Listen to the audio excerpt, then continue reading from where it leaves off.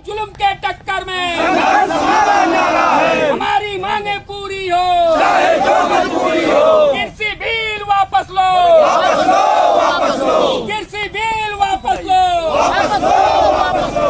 प्रियंका गांधी जिंदाबाद, जिंदाबाद, जिंदाबाद, अजय लल्लू जिंदाबाद, जिंदाबाद, जिंदाबाद, किसान कांग्रेस जिंदाबाद, जिंदाबाद, जिंदाबाद। किसानों की मांगे पूरी हो, चाहे जो मजबूरी हो, किसानों की मांगे पूरी हो, चाहे जो मजबूरी हो, बुनकरों की मांगे पूरी हो, चाहे जो मजबूरी हो।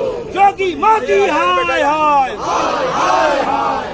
योगी मोदी। आज कांग्रेस पार्टी द्वारा जो है यहाँ कलेक्ट्रेट परिसर में जो है धरना दिया गया और अभी एक 6 सूत्रीय ज्ञापन सौंपा गया है जो माननीय राज्यपाल महोदय जी को संबोधित है। इसमें सबसे ज्यादा धान क्रय केंद्रों के तत्काल प्रभाव से खोला जाए और जो उसमें अनियमितताएं हैं उसे दूर किया जाए जी। आवारा छोटा पशुओं के बारे में भी इन्होंने दिया है कि उस पर कार्रवाई की जाए और चीनी मिल में जो बकाया गन्ने के मूल्य का भुगतान है उसे तत्काल कराया जाए और NH 29 में अधिग्रहित भूमि का जो मुआवजा है उसे बंटवाया जाए। इसी टाइप के हैं। ठीक, थैंक यू। हाँ, किस लिए आज यहाँ पे आप लोग आए थे, क्या है मामला? दरअसल आज उत्तर प्रदेश कांग्रेस कमेटी के आह्वान से सभी जनपदों में आज किसानों की समस्याओं को लेकर हम लोग एकत्रित हुए थे।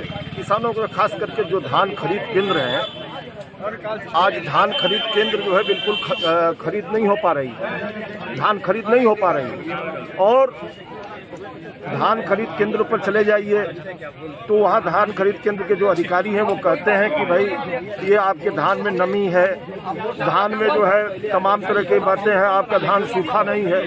वो धान जो है किसी कीमत पर खरीदना नहीं चाहते और चाहते ये हैं कि किसान मजबूर होकर जाके 1200 रुपया क्विंटल, 1300 रुपया क्विंटल बाजार में, खुले बाजार में बेचे और उनसे उनकी सेटिंग है और वो फिर बाद में किसानों की फर्जी खतौनी लगा के, फर्जी कागज लगाकर और बड़ी 1300 रुपया खरीद कर और उसको 1975 रुपये में बेच देते हैं। इसमें दोनों की मिली भगत होती है, बीच में अड़तिया की और जो धान खरीद केंद्र का अधिकारी होता है, दोनों मिल के आपस में पैसे को बांटा बंदर बांट करते हैं। जिस तरह से पंजाब में कांग्रेस की सरकार ने कानून बनाया है कि जो मिनिमम प्राइस है उससे नीचे कोई अड़तिया चाहे कोई भी व्यक्ति नहीं खरीद सकता है।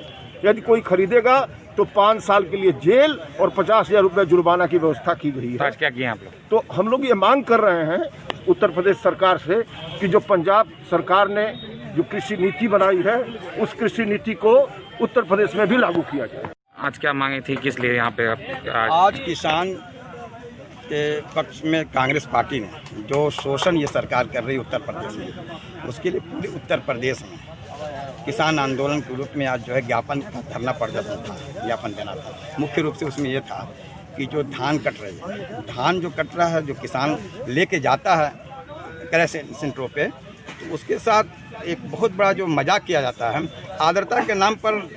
हमने देखा और अन्य राज्यों में 2 से 4 से 5% तक कटौती होती है।